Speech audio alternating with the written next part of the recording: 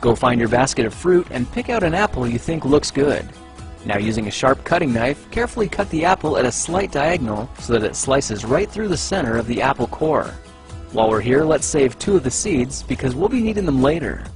Now that we've got our 2 halves, let's take the side that still has the bottom attached and place it face down on a cutting board.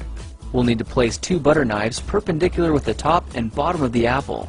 Now we can carefully cut down along one side of the apple core until the knife bottoms out on our makeshift spacers, then use the spacers as a guide to gently cut in from the side. When the 2 cuts meet, you'll have an apple wedge that pops right out. And while we're here, let's cut a piece from the other side the same way.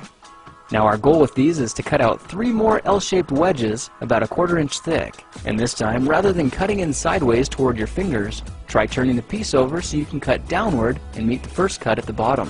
Now with a little wiggle, a new apple wedge should break free.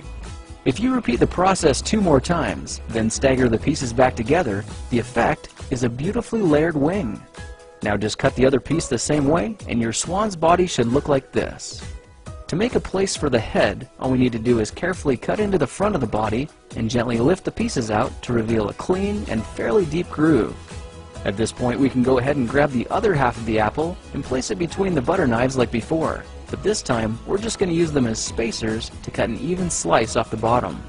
You can see that repeating this process 3 or 4 times gives us a nice variety of shapes and sizes.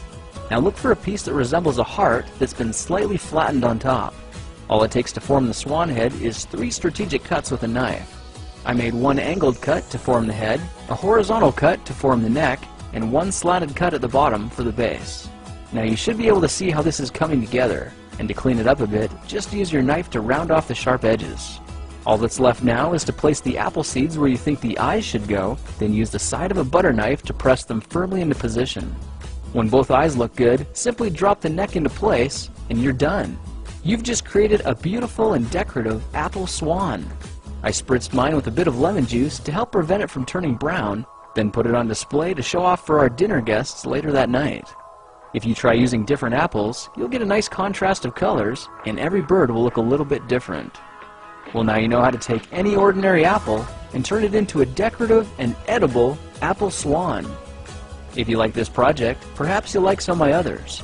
Check them out at thekingofrandom.com.